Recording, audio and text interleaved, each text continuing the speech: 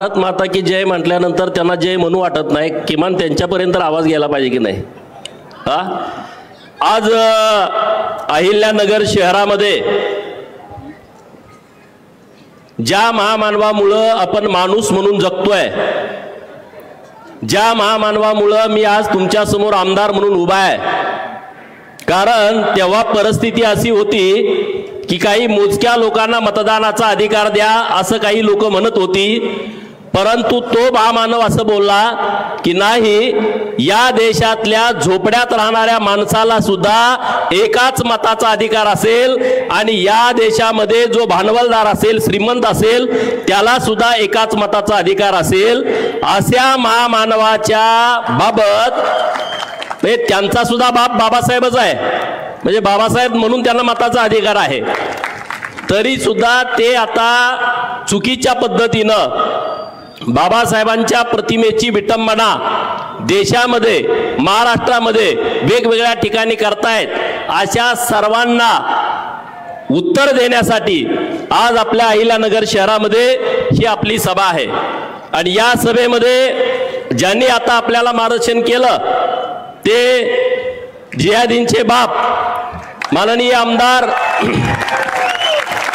बाप म्हणजे कसं ठोस्यास ठोसा म्हणून बाप, माननीय संग्राम भैया जगताप व्यासपीठावरती उपस्थित आहेत, माननीय सागर बेग, माननीय वाल्मिक अण्णा निकाळजे, माननीय नानासाहेब वाघमारे आणि तुम्ही सगळेजण इतक्या मोठ्या संख्येनं आपण उपस्थित आहात। खरं तर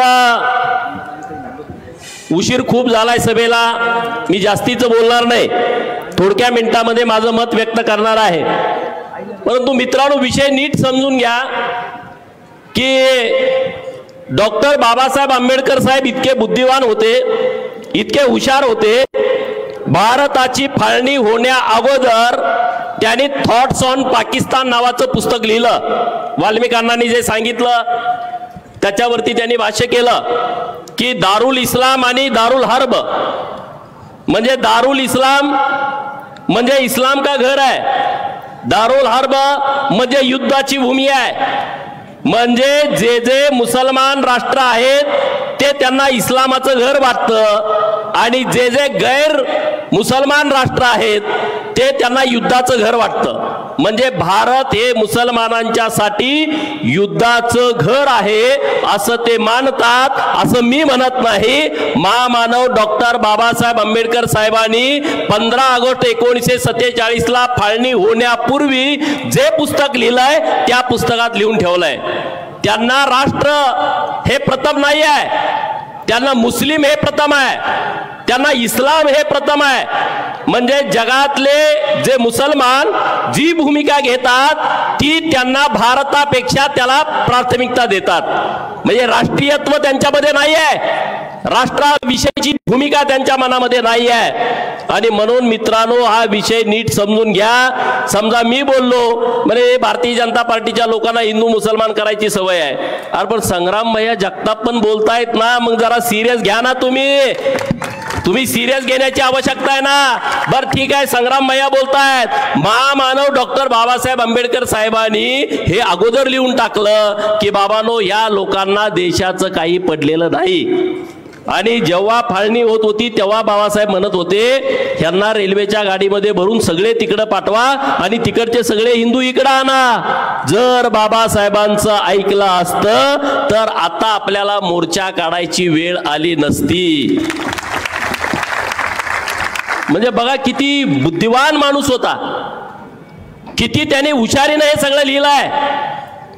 संग्राम भैयांनी जे उदाहरण तुम्हाला सांगितलं रंजन चौधरीचं, मी त्यात एक मुद्दा मांडणार आहे। रंजन चौधरी 5 वेळा काँग्रेसचे खासदार होते, मुसलमान त्यांना मतं देत होते, परंतु जेव्हा मुसलमानांना कळालं की आता आपली संख्या वाढलेली आहे तेव्हा त्यांनी त्यांचा पठाण नावाचा खासदार निवडून दिला।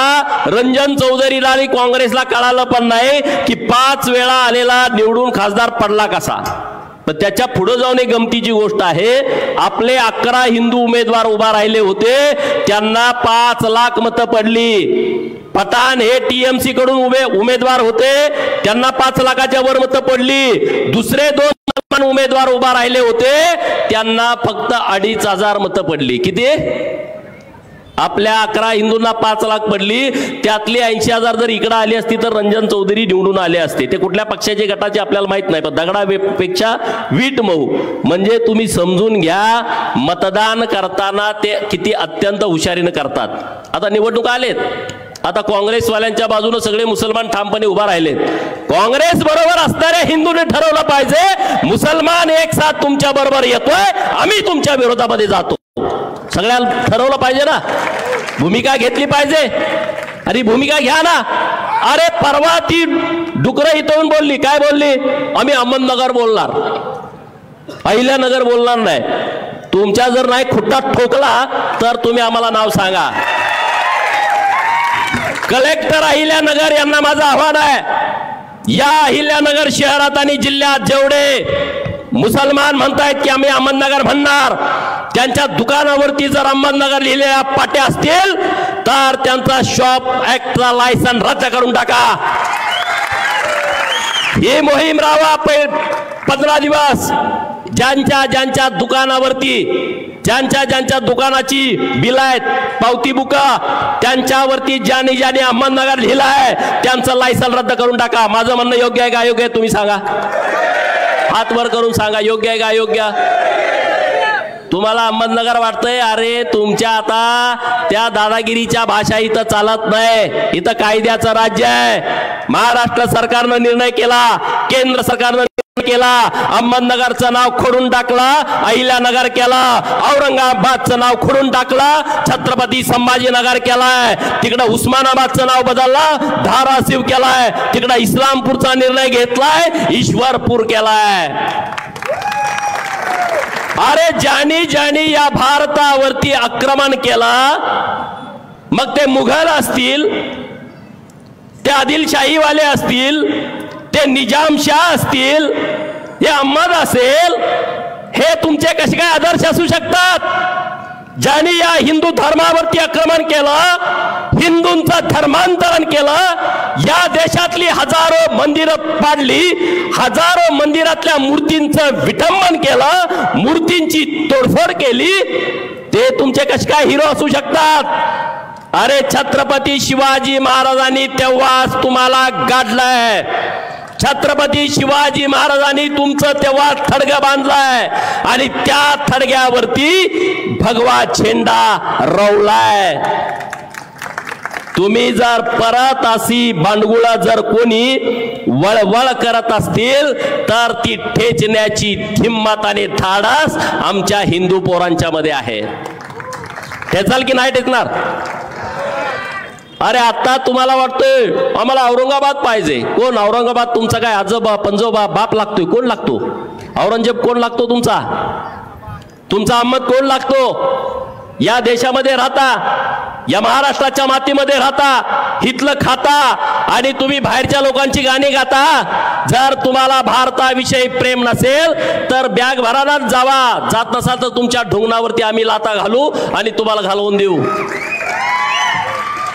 संग्राम भैयांनी आता एक इथं FIR कॉपी वाचली, FIR कॉपी, आमचं नाही मत। संग्राम भैयांनी आता त्यांच्या भाषणामध्ये सांगितलं, ऑस्ट्रेलिया आणि भारत यांची मॅच झाली, आतापर्यंत पाकिस्तान भारत यांच्या मॅच मध्ये हे पाकिस्तानच्या बाजूने फटाकड्या उडवायचे, परंतु ऑस्ट्रेलिया आणि भारत मॅच झाली आणि मग भारत हरला तर हे फटाकडे उडवतोय।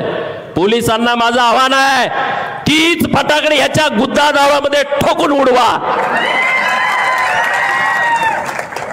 अरे दुसऱ्या देशामध्ये असं चाललं असतं का? कापून टाकलं असतं तुम्हाला भडव्यानो। इथं लोक सहन करतात म्हणून काही करता का?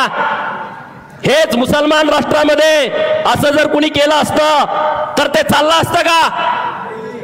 त्याला ठोकून टाकला असता।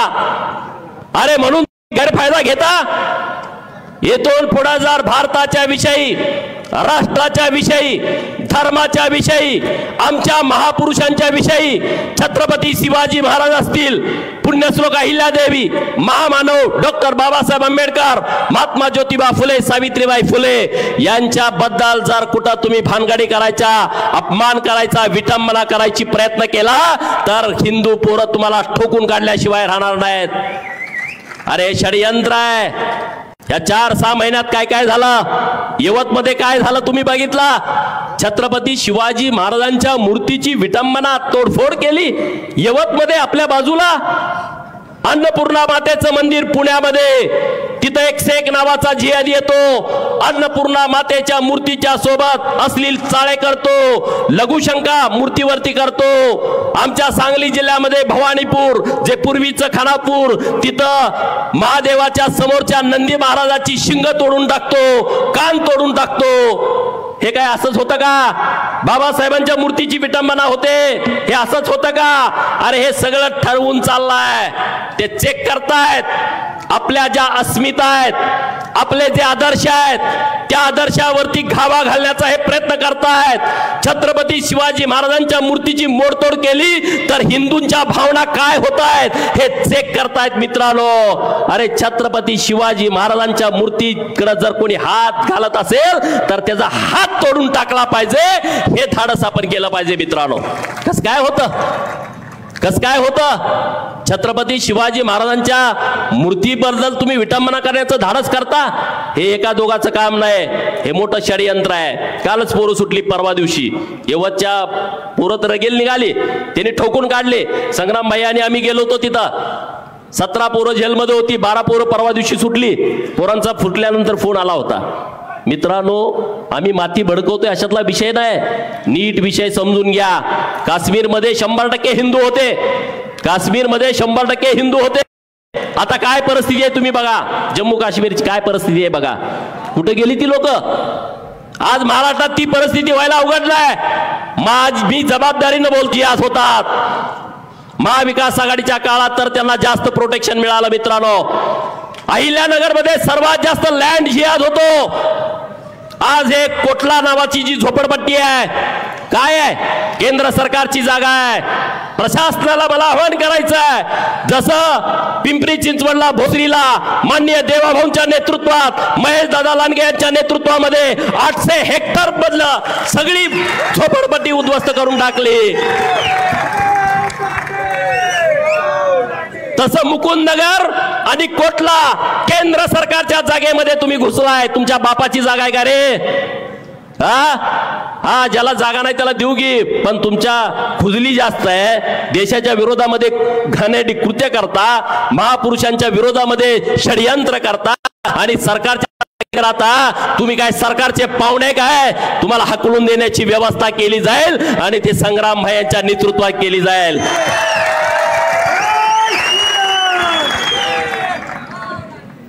अरे बाबासाहेब, मी तर असं मानतो, मला जन्म देणारा बाप कुंडलिक पडळकर आहे, पण मला माणूस म्हणून जगायची संधी दिली तो माझा दुसरा बाप डॉक्टर बाबासाहेब आंबेडकर आहे. आणि हे सगळ्यांसाठी लागू होतं. डॉक्टर बाबासाहेब आंबेडकर साहेबांचा फोटो आपल्या सगळ्या हिंदूंच्या पोरांच्या घरामध्ये असला पाहिजे. त्यांनी आपल्याला संधी दिली मित्रांनो. त्या बाबासाहेबांच्या विषयी तुम्ही असली घाणेरडी कृती करता आणि मग संग्राम भाईंचं नाव लिहिता. लोक शहाणे आहेत रे इथली. भीमशक्ती आणि शिवशक्ती, लहू शक्ती आज एकत्रित येते, महाराष्ट्राला एक वेगळा आदर्श घालून आज देते आहे. माझ्या मागासवर्गीय समाजाचा मताचा गैरफायदा या लोकांनी उठवलाय, गैरफायदा उठवलाय. या सगळ्या लोकांना ठेचून काढण्याची वेळ आलेली आहे आणि म्हणून या येत्या काही काळामध्ये महाराष्ट्रामध्ये धर्मांतरणाच्या विरोधामध्ये एक कडक कायदा येतोय. जे आज लोकांचं धर्मांतरण करतायत, तुम्हाला राशन देतो, तुम्हाला औषधं देतो, आम्ही प्रार्थना करतो, तुमचा आजार बरा करतो, ज्याला 1 किडनी आहे त्याला 2 किडनी देतो, ज्याचं हृदय खराब झालंय त्याचं हृदय दुरुस्त करतो, मी पाणी शिंपडतो, मंत्र करतो, आमच्या अडाणीपणाचा गैरफायदा घेता, आमच्या अज्ञानाचा गैरफायदा घेता आणि धर्मांतरण करता आणि मग म्हणलं आम्ही ठोकून काढा, मग हे संविधानाला धरून आहे का म्हणता?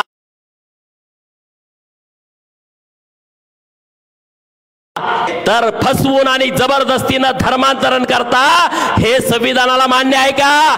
हे संविधानामध्ये आहे का? तर नाही, हे संविधानामध्ये नाही. आणि म्हणून धर्मांतरण करण्यासाठी तुमच्या गल्लीमध्ये, गावामध्ये, शहरामध्ये कोण आला तर त्याला जशास तसं उत्तर देण्याची भूमिका तुमची आणि आमची असली पाहिजे. मित्रांनो, कुठवर बघत बसणार आहे? हा जन्म पुन्हा नाही आहे. प्रत्येकाला वाटतं की भारत हा जगातला सर्वात श्रेष्ठ संस्कृती असणारा देश आहे. हिंदू धर्माकडे एका वेगळ्या नजरेनं बघितलं जातं आणि म्हणून जास्तीत जास्त धर्मांतरण करा, हिंदूंचे लचके तोडा, हिंदूंच्या जाती जातीमध्ये भांडणं लावा. अरे जाती जातीमध्ये भांडणं लावण्यापेक्षा आधी धर्म महत्वाचा आहे. जर धर्मच नाही राहिला तर जाती कुठून येतील? आणि म्हणून पहिल्यांदा राष्ट्र, धर्म आणि मग जाती. आणि म्हणून सगळ्या जातीच्या लोकांनी एकत्रित येऊन या जिहादी अवलादींना उत्तर दिला पाहिजे. परवा ते इथून काय बोलले? नितेश राणे साहेबांच्या वरती बोलले आणि आमच्या संग्राम भाईंच्या वरती बोलले. काय बोलले? नितेश राणे जर पायानं येतील आणि जाताना, अरे भोसडीच्या नो, नितेश राणे पर्यंत आणि संग्राम भैया पर्यंत जाऊस तर तुम्ही थडग्यात जाल ह्याचा विचार तुम्ही केला की नाही केला? हा, तुम्हाला थडग्यात गाडून त्याच्यावरती भगवानी निळा झेंडा आम्ही रोवू ना, तिकडे जायची कशाला गरज? हे किती मावळे आहेत? छत्रपती शिवाजी महाराजांचे हे मावळे किती आहेत? यांच्यातून तुम्ही जाणार कसे रे? जाऊ शकता का तुम्ही? तुमचा डीएनए चेक करा, तुमचा डीएनए हिंदूंचा आहे. हे मी म्हणत नाही. काँग्रेसचे नेते माननीय गुलाम आझाद, गुलाब नबी, हे मुस्लिम काश्मीर मधले, त्यांनी म्हणले अरे आपले सगळे पूर्वज हिंदू आहेत, कशाला रू? पण कॉकटेलवाले लय असे कडवे असतात. कॉकटेलवाले ते एकदम असे रागात असतात. तसे हे सगळी परिस्थिती झालेली आहे. आणि म्हणून त्या सगळ्या लोकांना मला सांगायचं आहे, हे आमचे आदर्श आहेत. अहिल्यानगर हे नाव तुमच्या कैक पिढ्या सूर्य चंद्र असेपर्यंत बदलू शकत नाहीत.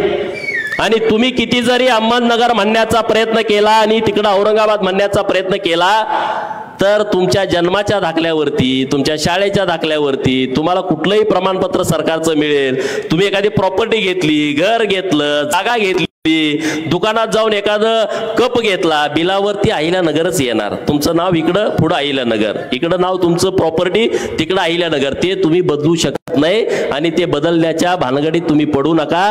तुम्ही संपाल, तुम्ही बदलाल, परंतु आता शहरांची नावं बदलणार नाहीत. आणि ज्यांना ज्यांना संभाजीनगर नको आहे, ज्यांना ज्यांना अहिल्यानगर नको आहे, ज्यांना ज्यांना धाराशिव नको आहे, ज्यांना ज्यांना ईश्वरपूर नको आहे, त्या सगळ्या अवलादी देशाच्या विरोधात आहेत. हे मनामध्ये पक्का लिहून ठेवा. हे देश विघातक आहेत लोक. आणि आता आमच्या हातामध्ये छत्रपती शिवाजी महाराजांची भवानी तलवार आहे. आमच्या डोक्यामध्ये डॉक्टर बाबासाहेब आंबेडकरांचं संविधान आहे आणि आमच्या मनामध्ये पुण्यश्लोक अहिल्या देवींचा धर्मरक्षणाचा विचार आहे. ह्या तीन गोष्टी आमच्याकडे असल्यामुळं कुठलाही जिहादी आमचं काही वाकडं करू शकत नाही. एवढं आणि संग्राम भैयांच्या पाठीशी आम्ही सगळेजण ठामपणे आहोत. आहेत ना? कारण येड्या गाबाळ्याचं काम नसतंय. धर्माची भूमिका घेणं, ती भूमिका संग्राम भैयांनी घेतलेली आहे आणि त्या भूमिकेच्या बरोबर आम्ही काल पण होतो, आज पण आहे आणि उद्या पण असणार आहे. संग्राम भैया, तुम्ही काळजी करू नका. तुम्ही जे हिंदू धर्माचं रक्षण करण्याची भूमिका हातात घेतली आहे, ती भूमिका घेऊन पुढे चला. आम्ही सगळेजण तुमच्या सोबत आहोत. आंबेडकरी जनता तुमच्या सोबत आहे. तुमचं तर भाषण मला खूप आवडलं. यांच्यासाठी जोरदार टाळ्या वाजवा. वाल्मिकांना म्हटलं का वातावरण असं गरम होतंय, ह्या वाल्मिकांनी वातावरण परत गरम केलं आणि अत्यंत प्रभावी अत्यंत अभ्यासू भाषण त्यांनी मांडलं. अरे बाबासाहेबांच्या विषयी जर कोणी बोलला तर तळपायची आग मस्तकात जाते आणि त्यांनी एकदम व्यवस्थित मांडले. सागर बेग तर ते अत्यंत प्रभावी वक्ते आहेत, नेते आहेत आणि रोखठोक भूमिका मांडतात. या सर्वांना मी धन्यवाद देतो आणि तुम्ही सगळेजण इतक्या मोठ्या संख्येनं उन्हात इथं उपस्थित राहिला त्याबद्दल तुम्हालाही धन्यवाद देतो आणि थांबतो. जय हिंद, जय महाराष्ट्र. धन्यवाद. तसेच आपल्या आजच्या जन आक्रोश मोर्चाच्या